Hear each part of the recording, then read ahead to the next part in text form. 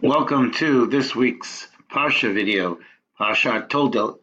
As always, the Parsha video is brought to you by the Weiss Entertainment Network, 613 on your dial. In this week's Parsha, we read about the birth of Yaakov and Esau. But as we know in the story, that it wasn't so easy at first. It says that Rivka was Akara. Akara means that it seemed like she couldn't have any children. And the parsha opens up with Yitzchak and Rivka davening. Pasuk says, "Vayetar Yitzchak laHashem lenochach ishto ki akarahi, vayeyaseh lo Hashem vatar Rivka ishto." An interesting thing happens in the parsha. It says that Yitzchak and Rivka were davening.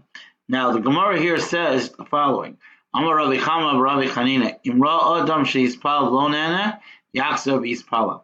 If you're in need of something, there's a great lesson Rabbi Chama teaches us about davening. If you're in a need for something and you daven and you don't get it, what should your reaction be? Not to put aside the siddur, go back and pick up the siddur and daven again. And that on a certain level expressed how Yitzchak and Rivka daven. Yitzchak, that Rashi brings down, Ze omed bezovis, that Yitzchak stood in one corner, Zu omis palel, and daven, Zu omedes bezovis, Yitzchak stood in one corner and daven, and Rivka stood in the other, omis palelos. And what happened in the end? It says Vayeyaser lo, that Hashem answered Yitzchak's tefillah. Why? Because Yitzchak had an extra zechus, an extra merit. She'eno doma tefillah sadik ben Rasha l'tefillah sadik ben sadik. Because Yitzchak came to the table as a tzaddik, who was the son of a tzaddik. Rivka came to the table as a tzaddikas. She was extremely righteous, as we saw in last week's parsha, when all the things returned, when she came into Sarah's tent. But her father was not a tzaddik. Her father was a rasha. Her father was a bad person. And Hashem is quicker to respond to the person who comes as a tzaddik, the son of a tzaddik, as opposed to someone who comes from a rasha.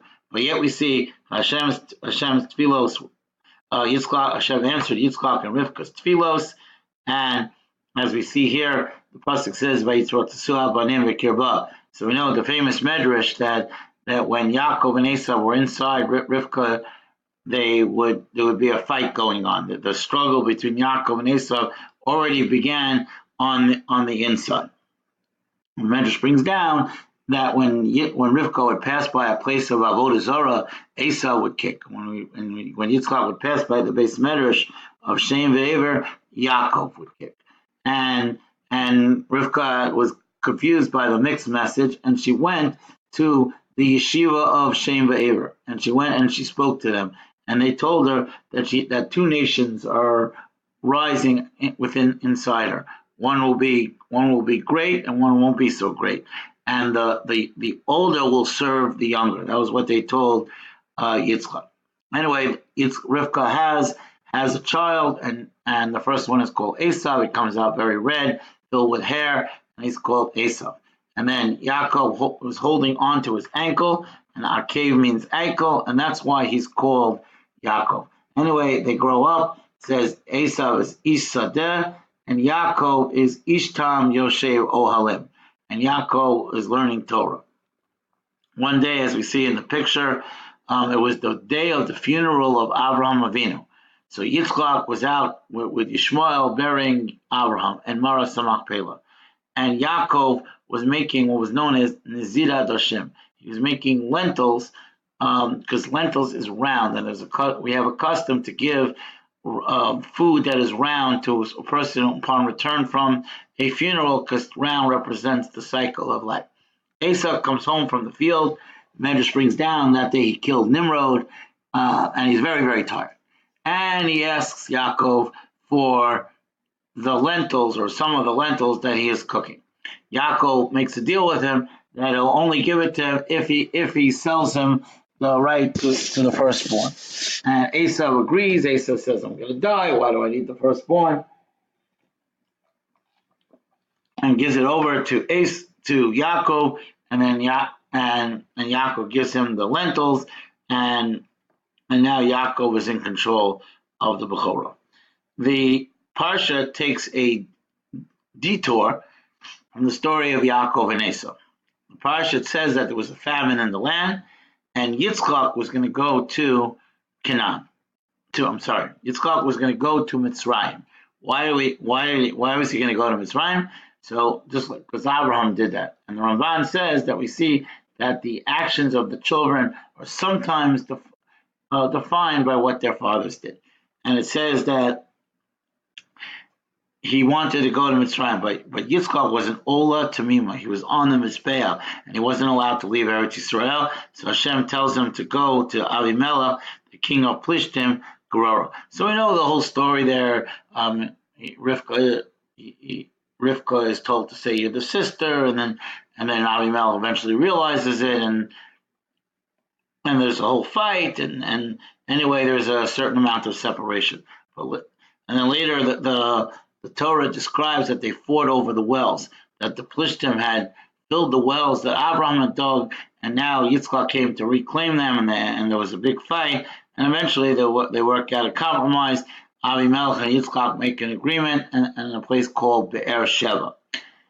Eventually, after the agreement, the Torah kind of moves away from this story. But the picture of the well represents the fight that existed between the shepherds of Yitzchak and the shepherds of the Plishtim, which was eventually worked out. The Torah continues with the aging Yitzchak. Vayiki Zakein Yitzchak. Yitzchak is aging. And Rashi brings down he was 122. And there's a medrash that says that if a person is within 5 years of the age of their parents, they should worry. And Sarah was 127. He was now 122. So he believed he was coming to the end of his life. Turned out it wasn't really true because he lived for another 58 years. But in his view, he needed to take care of certain things. Rashi brings down also on the idea that it says that he had trouble seeing, that he was blind.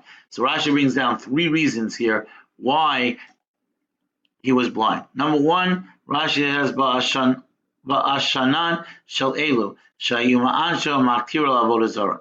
Right before this pasuk, it says how Esau married the daughters of Canaan, which we know was something that the family of Abraham never wanted to do. And it says that they worshipped avodah zarah, and the smoke of the avodah zarah got into his eyes, and that caused him to be blind. Second explanation Rashi brings: Kishenekad agave hamizbeach, v'haya aver rotzel l'shachato, v'oso shar niftachu shamayim v'ro malchei ashores v'hayu bochim. Famous medrash Rashi quotes from Bereshis Rabbah that the malachim, when Yitzchak was on the mizbeach and thought that Avram was going to shecht him, that the malachim cried from the sky, and the tears fell into Yitzchak's eyes. His eyes became weak. Third explanation is Kadesh Yito Yaakov Sabrachos. The Tanchuma brings down that to make sure that Yaakov got the brachos, so Hashem made it that he could not see. So we know how the story goes. It says Yitzchak shalach Esav Asada. He tells him bring him back something that was known as matam. It was a special dish that Yitzchak enjoyed. Rivka, seeing what happened, said this is no good that Esav is getting the bracha. So Rivka sends Yaakov. Rivka shalchas Yaakov, and Rivka takes hair and disguises him and puts on and tells Yaakov to wear Esav's clothes so he smells like the field. And interesting that Rivka says to Yaakov to bring back 2 goats. Now, so Rashi quotes over there why 2 goats. So Rashi says it was Pesach. This whole story took place on Pesach night. One of them was to symbolically represent the Korban Pesach, and the other one was to bring to Yitzchak. So Yitzchak, so to speak, was celebrating Pesach. Yaakov comes in disguised as Esav, but when Yitzchak turns to him and says, "Why did you come back so quickly?" So Yaakov says, "Because Hashem allowed me to make it happen fast." So Yitzchak starts to wonder, and proclaims, "Kol Yaakov."